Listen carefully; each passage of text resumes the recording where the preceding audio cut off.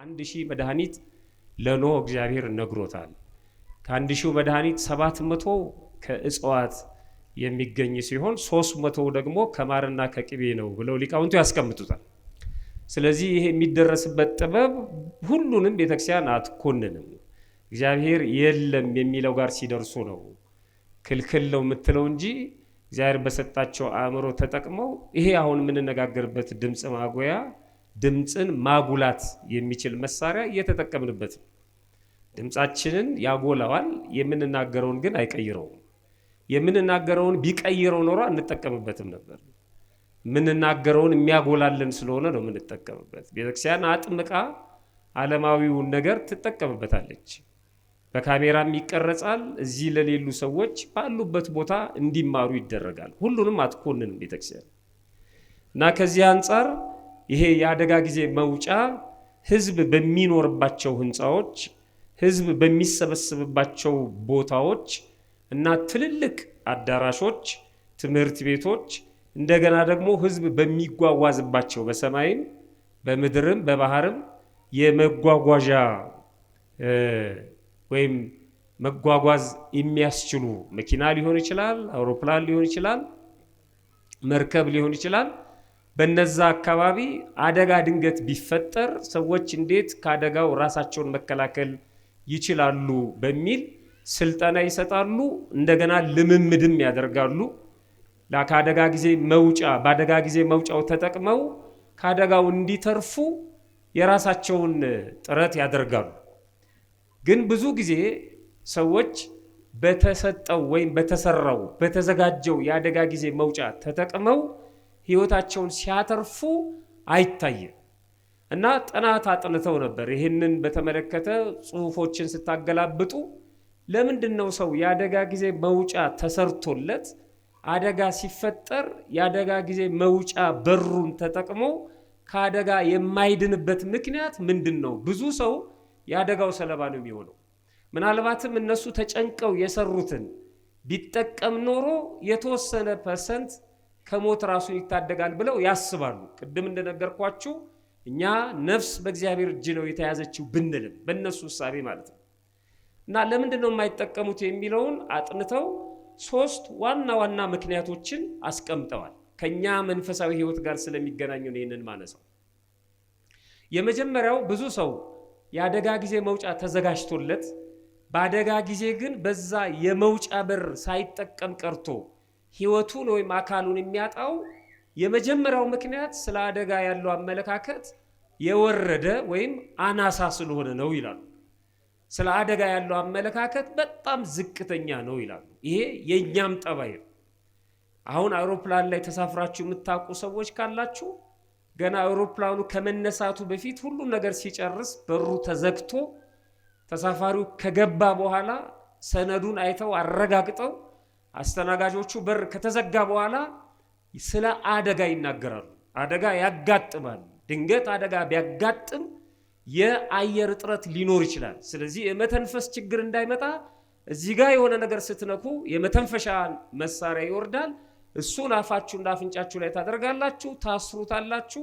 ከጎናችሁ ያለውንም ሰው የምትረዱት የእናንተን ካደረጋችሁ በኋላ ነው ይላሉ። ሰው እንደገና ውሃ ላይ ሊያርፍ ይችላል። የመንሳፈፊያ መሳሪያ ከወንበራችሁ ስር አለ፣ አውጥታችሁ እንዲያርጋችሁ ተጠቀሙ ይላል። እኔ ዞር ዞር ብዬ ያለው ብዙ ሰው በስመ አብ ወወልድ ወመንፈስ ቅዱስ ነው አይሰማቸውም። ጀመራቸው እነዚህ ሟርተኞች ደግሞ ይላል።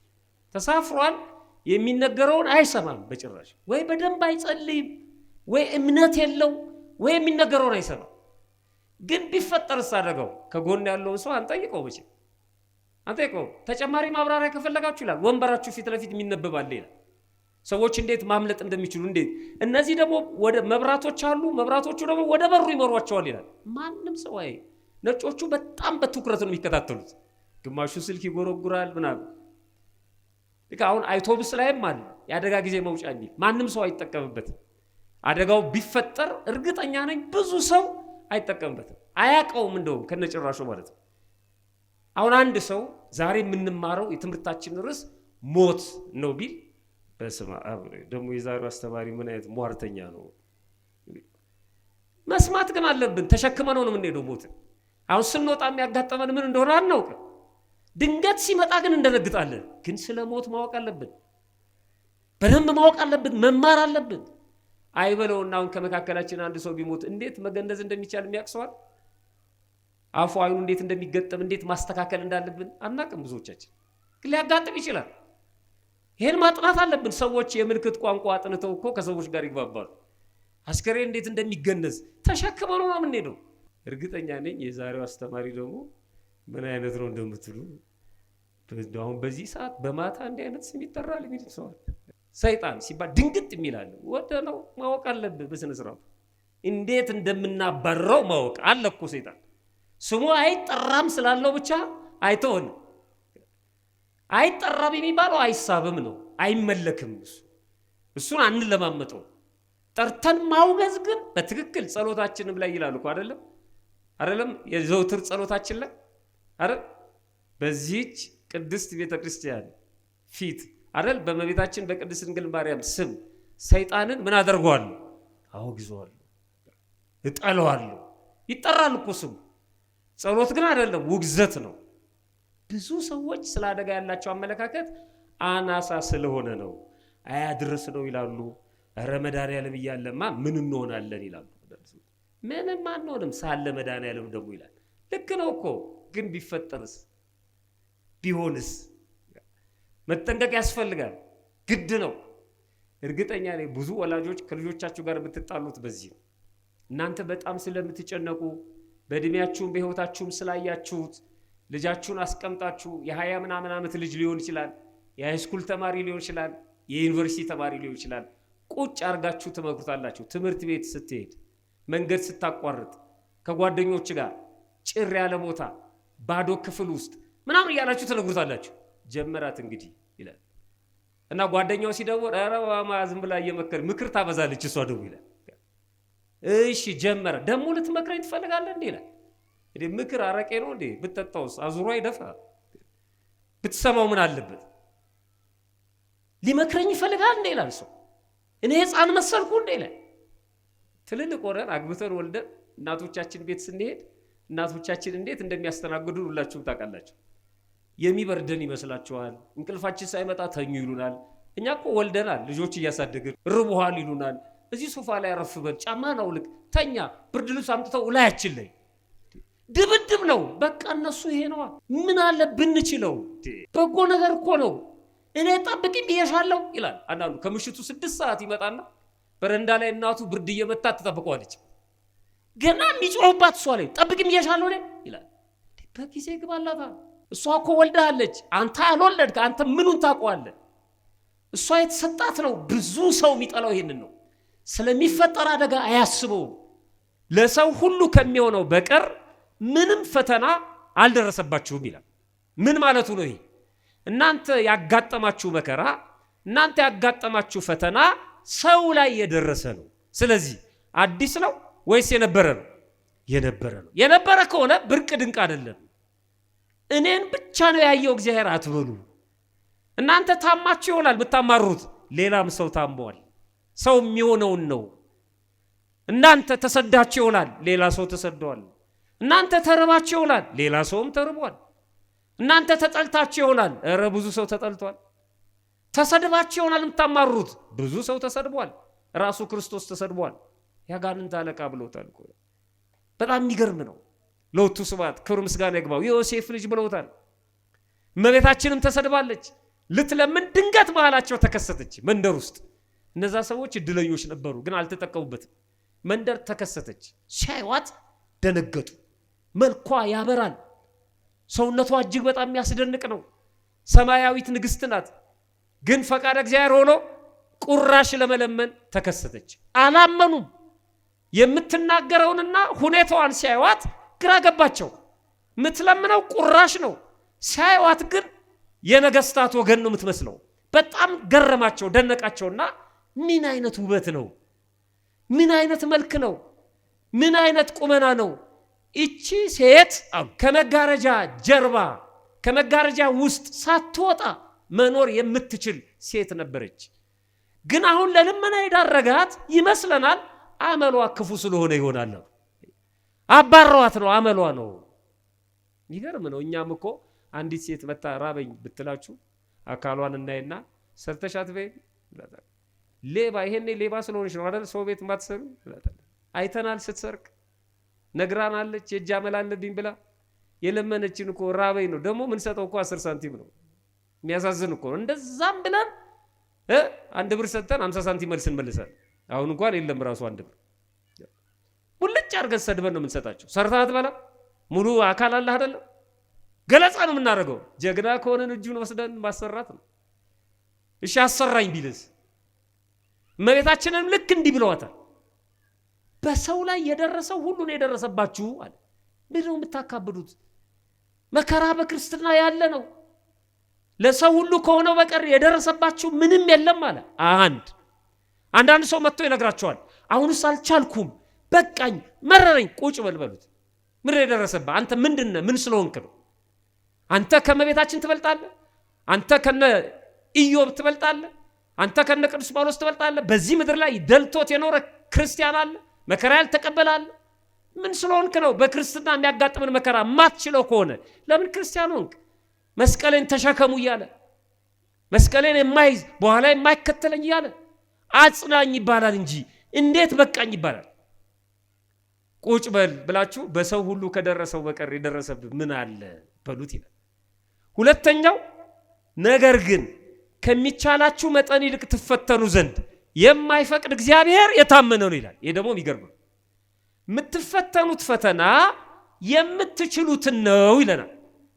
ይሄን ባያመጣ እግዚአብሔር ታዘቡኝ የታመነ ነው፣ በዚህ የታመነ ነው አምላካችሁ ይላል ቅዱስ ጳውሎስ።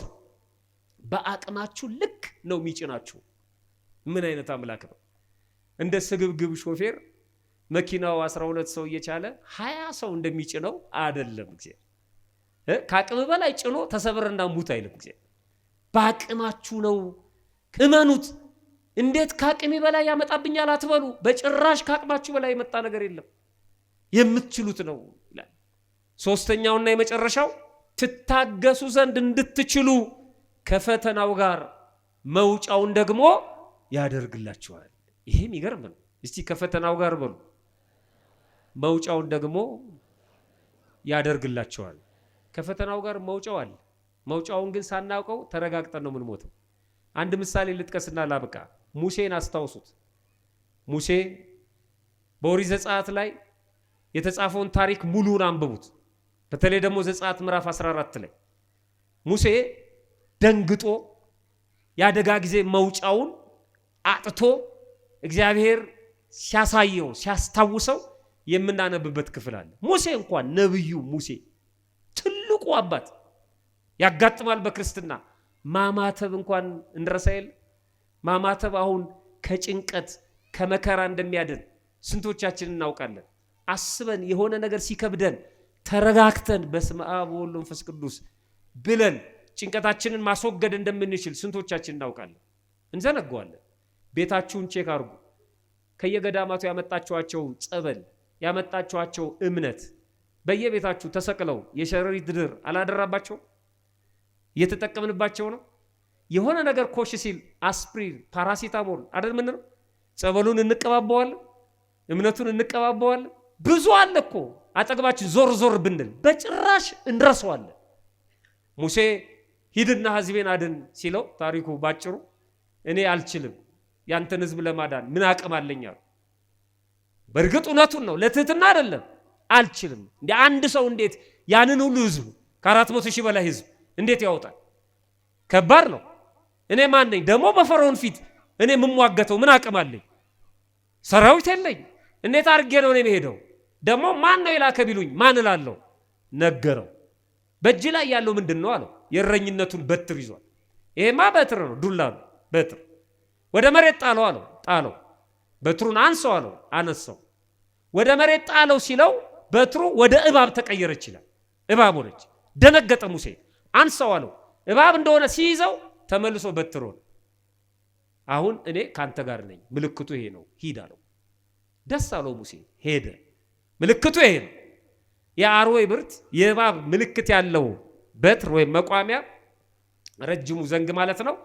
ሊቃነ ጳጳሳት ፓትርያርኮች የሚይዙት የስልጣን እግዚአብሔር ምልክት ነው።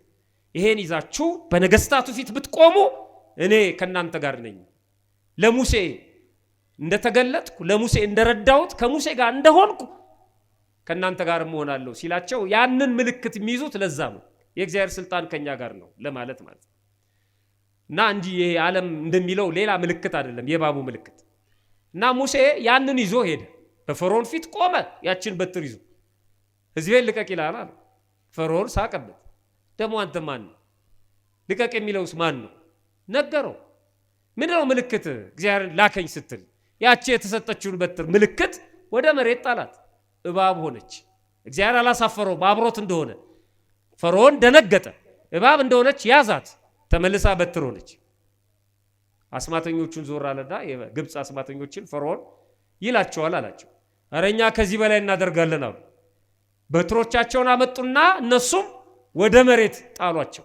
የሁሉም በትሮች እባቦች ሆኑ ይላል። አሁን እናንተ ብትሆኑ አትሮጡ? ሙሴ የተሰጠው የተነገረው ቃል ስላለ መልሶ የሱን በትር ወደ መሬት ጣላት። እባብ ሆነች፣ የሁሉንም እባቦች ዋጠቻቸው ይላል። በትሮ የሙሴ እባብ ተመልሶ አነሳት። እግዚአብሔር ከሱ ጋር መሆኑን መሰከረለት። ያው ተነጋገሩ። ታሪኩ ረጅም ነው። መጨረሻ ህዝቡን ይዞ ወጣ ሙሴ፣ በግድም በውድም ማለት ነው። እንደነገረው እግዚአብሔር ህዝቡን እየመራ ከእስራኤል ወጣ፣ ከግብፅ ወጣ። መጨረሻ ላይ ግን ባህር ኤርትራ ጋር ደረሰ።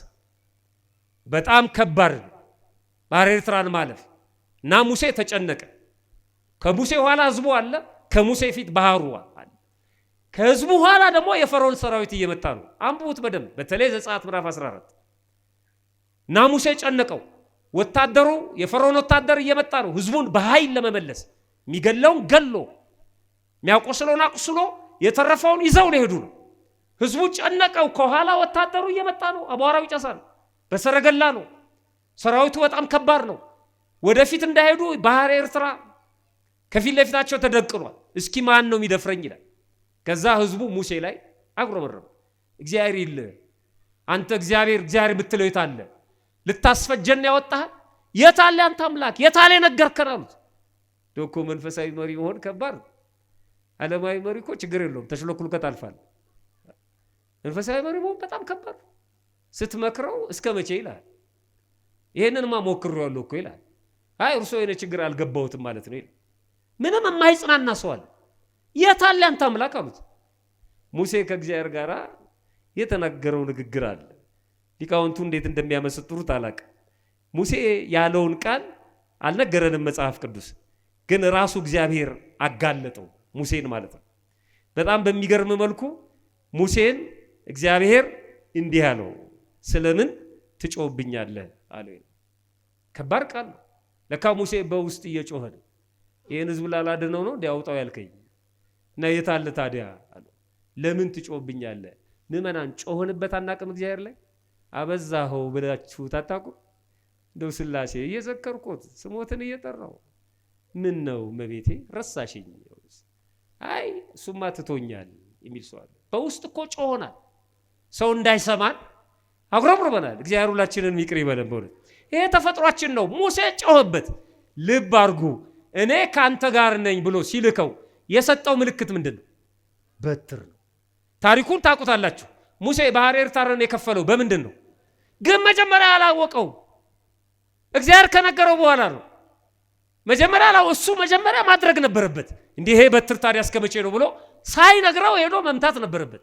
በትሩን ይዞ ግን በእግዚአብሔር ላይ መጮ ጀመረ ይዞት። ከዛ እግዚአብሔር አስታወሰው። ሁላችንንም ያስታወሰን በእውነት እንደዚህ ብሎ አስታወሰው። ሙሴ ስለምን ትጮህብኛለህ?